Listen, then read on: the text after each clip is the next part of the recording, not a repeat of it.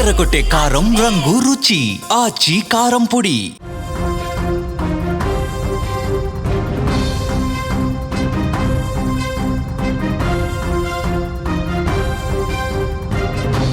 కట్టుకున్న భర్తనే దారుణంగా హత్య చేసినటువంటి ఒక ఘటన ఇప్పుడు హైదరాబాద్లో సంచలనంగా మారింది. భార్య ఇంత దారుణానికి పాల్పడినటువంటి ఘటన అంతకుముందు కొద్ది రోజుల క్రితం ఇలాంటి వరుస ఘటనలు జరిగినటువంటి సందర్భాన్ని మనం చూసాం. భార్యలు భర్తలను చంపేస్తున్నటువంటి వరుస ఘటనలను చూసాం. కొంత గ్యాప్ వచ్చింది కదా అనుకున్న సందర్భంలో మరొక ఘటన హైదరాబాద్ కుక్కట్పల్లిలో ఇప్పుడు బయటకు వచ్చింది.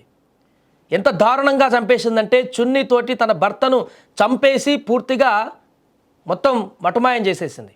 అంతేకాదు తన భర్త ఆల్రెడీ ఈ ఘటన జరగడానికి ముందు తన పైన భార్య చంపడానికి ముందు వారం రోజుల ముందే పోలీసులకు కూడా ఫిర్యాదు చేశాడంట. నా భార్య నన్ను చంపబోతుంది, చంపేస్తుంది, చంపేలాగా ప్రయత్నం చేస్తుందని అతను మొరపెట్టుకున్నాడు, భయపడ్డాడు కూడా. అయినా కూడా లాభం లేకుండా పోయింది, లాస్ట్కి చనిపోయాడు.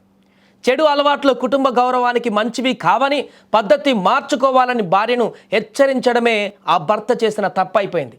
వివాహేతర సంబంధాలు కుటుంబ పరువును బజారుకు ఈడుస్తాయని మంచి మాట చెప్పడమే ఆ సుధీర్ రెడ్డికి శాపంగా మారింది.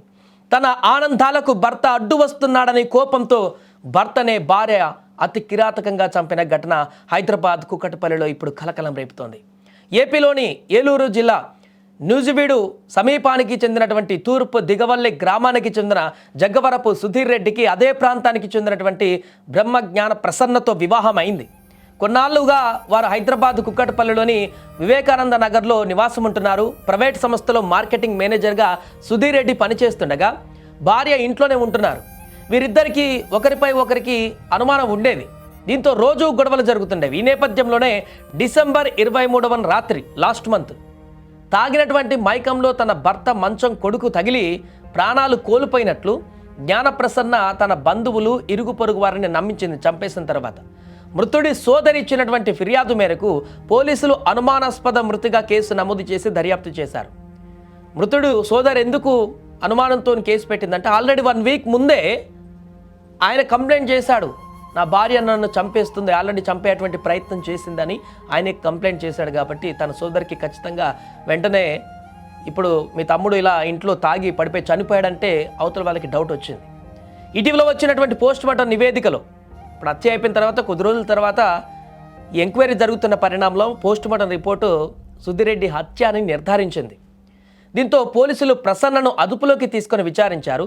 రోజు తాగొచ్చి వేధిస్తున్నందున తన భర్త గొంతును చున్ని బిగించి హత్య చేసినట్టుగా ఎట్టకేలకు ఆమె ఒప్పుకుంది. అయితే ఇందులోనే మరో ట్విస్ట్ ఒకటి ఉంది. భర్త సుధీర్ రెడ్డికి జాబ్కు వెళ్ళినప్పుడు ఇంట్లో ఒంటరిగా ఉంటున్నటువంటి భార్య బ్రహ్మ జ్ఞాన ప్రసన్న వేరే వ్యక్తితో అక్రమ సంబంధం కొనసాగిస్తున్నట్లుగా వారి బంధువులు చెప్తున్నారు. ఏది చనిపోయినటువంటి వ్యక్తి బంధువులు. దీంతో పాటు చెడు అలవాట్లు జల్సాలకు అలవాటు పడ్డటువంటి భార్యను భర్త మందలించాడు. ఇలాంటి వ్యవహారాలు కుటుంబ ప్రతిష్టను దిగజారుస్తాయని పలుమార్లు హెచ్చరించాడు. దీంతో భర్త పైన కోపం పెంచుకున్నటువంటి ఆ భార్య ప్రసన్న హత్య చేసేసింది. అయితే భార్య నుంచి తనకు ప్రాణహాని ఉందని సుధీర్ రెడ్డి పోలీసులకు ఫిర్యాదు చేసిన వారం రోజులకే ఈ యొక్క ఘటన జరిగింది. భర్తను హత్య చేయడం ఇప్పుడు మరొక ట్విస్ట్గా మారింది. బ్రహ్మజ్ఞాన ప్రసన్నకు నిజంగానే వేరే వ్యక్తితో అక్రమ సంబంధం ఉంటే ఆమె చివరికి ఏం సాధించింది? జీవితాంతం కష్టసుఖాలలో కలిసి ఉంటారని 7 అడుగులు వేసిన భర్తను చంపేసింది. కారణం ఏదైనా కావచ్చు, కానీ కట్టుకున్న వాడిని ఇలా కడతేర్చడం దారుణమే. జీవితంలో ఎన్నో సాధించాలని ఊరు కాని ఊరొచ్చి కష్టపడి పని చేసుకునే నేపథ్యంలో పరాయి మోజులో ఎంతటి దారుణానికి ఒడిగట్టేలా చేశాయో చూస్తున్నారా? ఇప్పుడు బ్రహ్మజ్ఞాన ప్రసన్న జైల్లో ఉంది. గుట్టుగా ఉన్న ఇంట్లో ఉన్న కుటుంబ వ్యవహారం బజారున పడింది. 2 కుటుంబాలు ఛిద్రమైపోయాయి. ఇంత చేసిన భార్య సాధించింది జైలు జీవితమే. సో ఒకసారి ఆలోచించండి, క్షణికావేశాలు పరాయి మోజులు మీ కుటుంబాలలో చీకటి రాత్రులను ఎలా మిగులుస్తాయని. ఏదేమైనా కూడా చాలా రోజుల తర్వాత మరలా ఇలాంటి ఒక దారుణమైనటువంటి ఘటన, భర్తలను భార్యలు చంపేసేటువంటి ఘటన అనేది వెలుగులోకి రావడం ఒక్కసారిగా ఇప్పుడు హైదరాబాద్ వ్యాప్తంగా కూడా తీవ్ర చర్చనీయాంశంగా మారింది.